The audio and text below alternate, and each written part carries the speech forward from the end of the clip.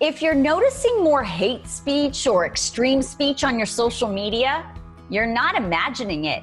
But the problem could be because of the time of year.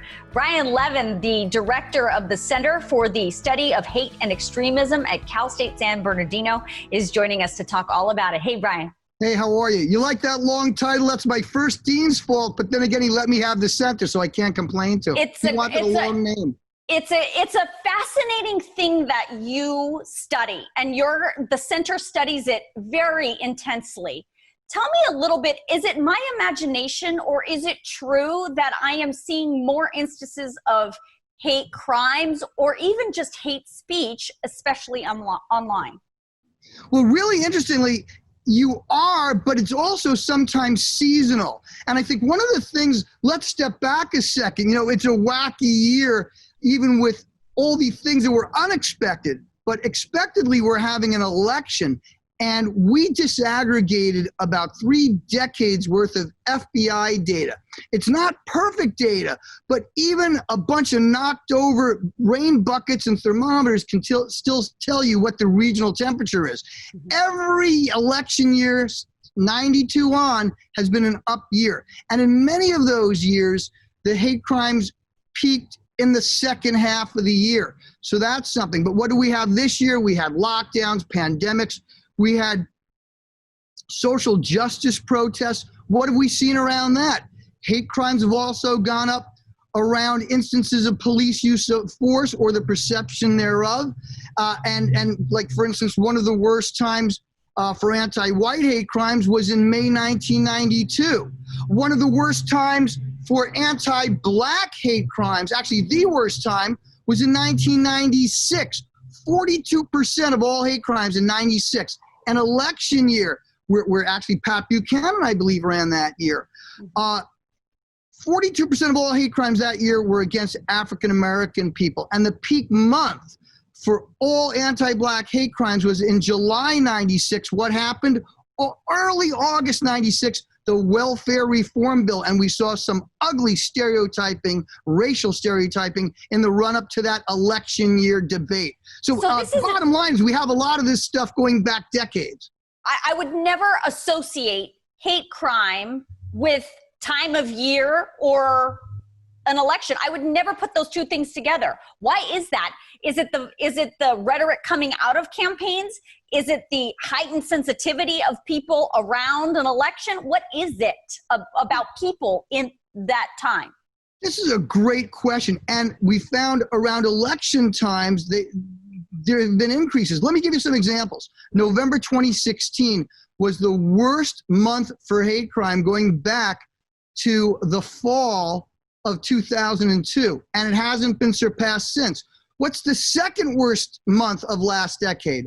October 2018, when the House flipped from red to blue. And the third worst month was Charlottesville. So there's some interesting connections there. And the worst day in 13 years was the day after Election Day 2016. We also saw the worst massacre of Jews right before the really conflictual midterm elections in 2018. We saw the same thing happen around Brexit as well. And what do I think this is happening? We have a correlation, but what might be a reason? Stereotypes, those kind of negative labels to people who are different, thrive during conflictual times. And what are some conflictual times? Election times and times of catalytic violence like war and terrorism. It looks like many of these crimes are what researchers call defensive hate crimes. There are different types of offenders. The most common used to be the thrill offender who had shallow prejudices. But there's another type, and this is the one I think is getting more prominent. It's not the hardcore racist and Nazi, although they're still out there and they're doing horrible massacres of increasing fatalities.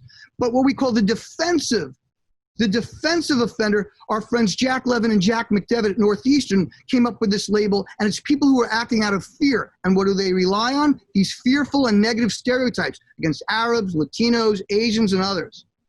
And I mean, I think the fearful part of it gets exacerbated and amplified on social media, because I think a lot of people have what we call this echo chamber effect in their social media, where they only follow the things they want to hear. And so then if one piece of misinformation gets into their echo chamber, then it just gets louder and louder and louder. And then in turn sparks this fear that then in turn perhaps could be the catalyst for what you're talking about. Here's the thing. We have spoke statements from someone, a celebrity, a political leader, particularly like a president. We saw hate crime spike against Muslims after the introduction of the Muslim ban proposal 5 days after the San Bernardino terror attacks. But we also saw anti-Muslim hate crimes decline after Bush, 6 days after 9/11, spoke of tolerance at an Islamic center. So today, not only do we have these echo chambers, but within these echo chambers, there are these hubs, these celebrities or politicians, particularly real popular ones, that end up causing stereotypes and memes and other things that negatively label folks to gain traction. So we've seen, for instance, the president retweet things about Bubba Wallace, complaining that he was hoaxing things which wasn't true, and also retweeting things that are common on white supremacist platforms like black on white crimes. Why would a president do that? But what we do know is that it twists through this drainage pipe that ends up affecting not only the internet, but also affects real world crime. One last thing. Yeah. Hey, let's look at what we've seen with anti-Asian. Hate crimes so far, first half of the year, have been down, but not anti-Asian.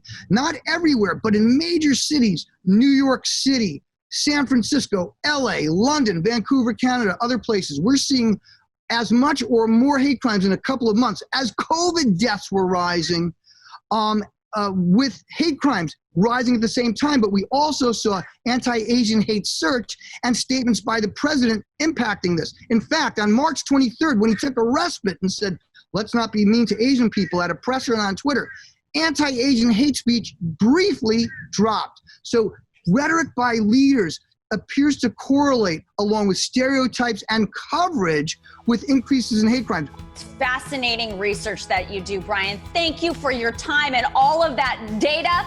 Oh my gosh, my head is swirling. But thank you. Thank you for that. Thank you for your time, and thank you for your expertise. We will absolutely continue this conversation another time. My pleasure. Thank you so much for having me. Give my regards to Carlos as well. I will.